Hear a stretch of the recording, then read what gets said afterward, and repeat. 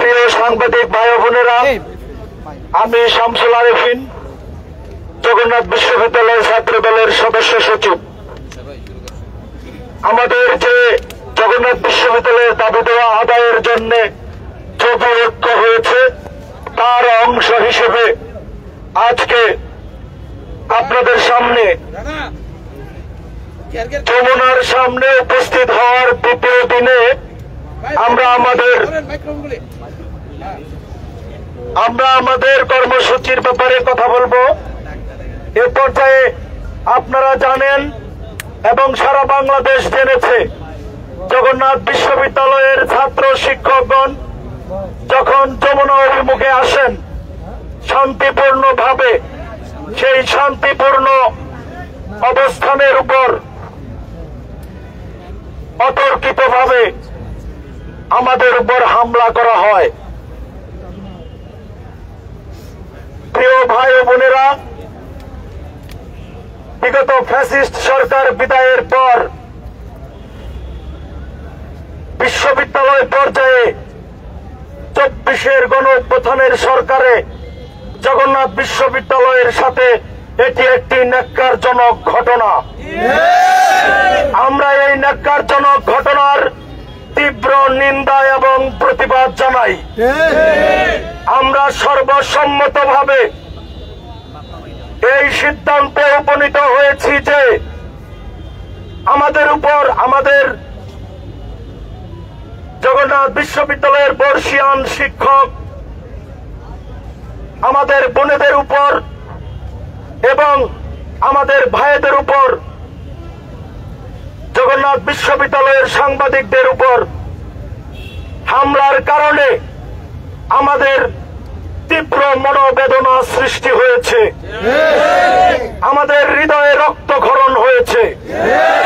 সেই লক্ষ্যে এই হামলার দিবসকে 14 মে এই বুধবারকে আমরা কালো দিবস হিসেবে ঘোষণা করছি, জগন্নাথ বিশ্ববিদ্যালয়ের কালো দিবস হিসেবে ঘোষণা করছি।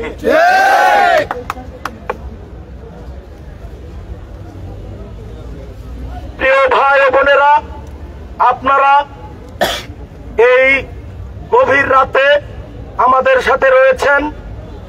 আগামীকালের কর্মসূচি এবং আমাদের অবস্থানের ব্যাপারে কর্মসূচি ঘোষণা করবেন আমাদের শ্রদ্ধেয় রইজউদ্দিন স্যার। এ পর্যায়ে কর্মসূচি ঘোষণা করবেন জগন্নাথ বিশ্ববিদ্যালয় শিক্ষক সমিতির সাধারণ সম্পাদক রইজউদ্দিন স্যার।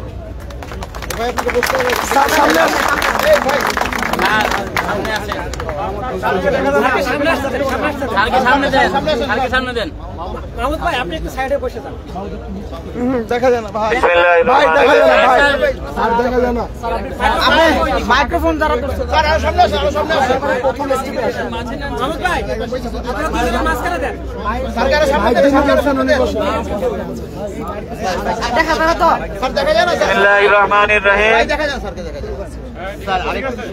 সুপ্রিয় জবিয়ান বৃন্দ,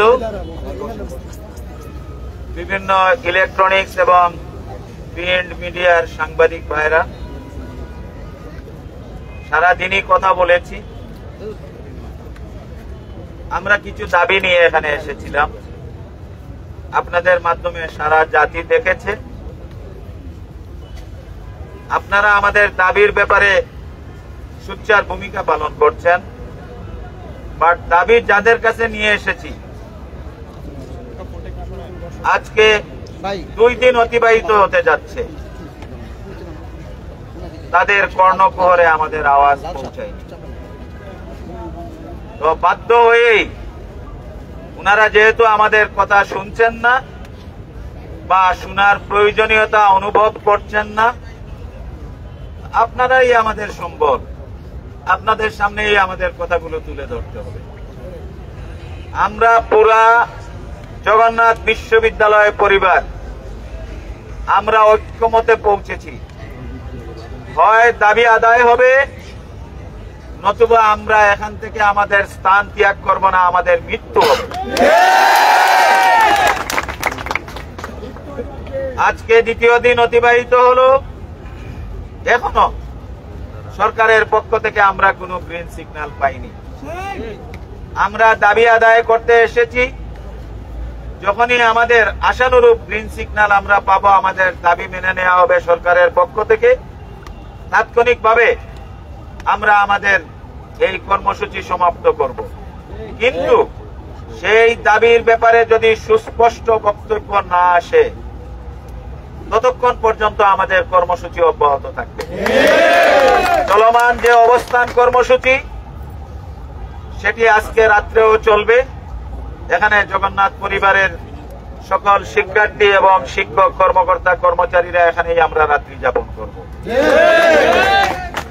আগামীকাল সকাল 10টায় জগন্নাথ বিশ্ববিদ্যালয়ের আমরা বর্তমান যে সমস্ত শিক্ষক কর্মকর্তা কর্মচারী এবং শিক্ষার্থীবৃন্দ আছি, আমরা তো থাকবই, পাশাপাশি আমাদের সাবেক যারা জবিয়ান আছে, আমরা আপনাদের মাধ্যমে আমরা কর্মসূচি ঘোষণা করছি। সাবেক এবং বর্তমানদের সমাবেশ হবে সকাল 10টায়। শিক্ষার্থী, শিক্ষক, কর্মকর্তা, কর্মচারী সবার সেই সমাবেশের পরে কালকে জুমাবার আমরা সবাই জানি, জুমার নামাজের পর বাদ জুমা আমাদের সামনে আর কোনো গত্যন্তর নেই, আমরা গণ অনশনে বসে যাব। ওইটা থেকে পালিত হবে গণ অনশন এবং অবস্থান কর্মসূচি। আপাতত এই কর্মসূচিগুলো আমরা আমাদের পক্ষ থেকে ঘোষণা করছি।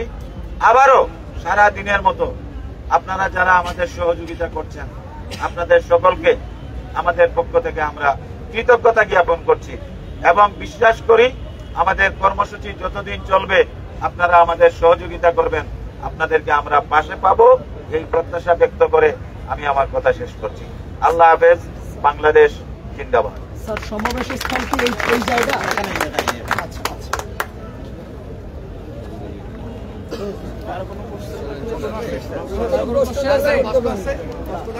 স্যার একটা প্রশ্ন ছিল স্যার, আমরা শুনেছি অনেক শিক্ষকরাও বলছিলেন এবং শিক্ষার্থীরাও বলছিলেন যে ইতিমধ্যে উপদেষ্টা আসিফ মাহমুদের বাসায় জগন্নাথ বিশ্ববিদ্যালয়ের ভাইস চ্যান্সেলর এবং ফাইন্যান্স ডিরেক্টর ওনারা আলোচনায় বসেছেন। এই বিষয়টা নিয়ে যদি একটু বলতেন। অনেকে বললে হয়তোবা ওনাদের কাছে ইনফরমেশন আছে, আমাদের কাছে এই মর্মে কোনো ইনফরমেশন। তার মানে বসেনি? বসেছে কি বসে নাই সেটাও তো আমি বলতে পারবো না। আমার কাছে যেহেতু ইনফরমেশন নাই, তো সরি, আমি কিছু বলতে পারবো না। যদি বসে এবং আমাদের কাছে ইনফরমেশন আসে কেউ আসছে, সেটা আমরা আপনাদের তাৎক্ষণিক জানিয়ে দেব। গতকালকের ব্রিফিং এর পর, উপদেষ্টা মাহফুজ আলমের ব্রিফিং এর পর এখন পর্যন্ত সরকারের পক্ষ থেকে কোনো যোগাযোগ করা হয়নি? আমাদের সাথে আন্দোলনে যারা আমরা আছি, আমাদের সাথে কোনো যোগাযোগ করা হয়নি। ধন্যবাদ।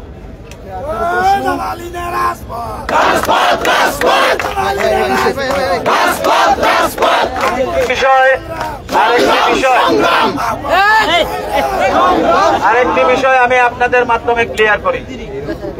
কালকের পুতল কাণ্ডে আমাদের যে শিক্ষার্থীর সংশ্লিষ্টতার বিষয় এসেছে, আমাদের কর্তৃপক্ষের পক্ষ থেকে আমরা বলেছি তাকে চিহ্নিত করে আমরা শাস্তির আওতায় নিয়ে আসব। বাট যে পুলিশরা আমার শিক্ষক এবং শিক্ষার্থীর গায়ে হাত দিয়েছে, তাদের বিচার নিশ্চিত হওয়ার আগে ওই শিক্ষার্থীকে গ্রেফতারের চেষ্টা করা যেন না হয়।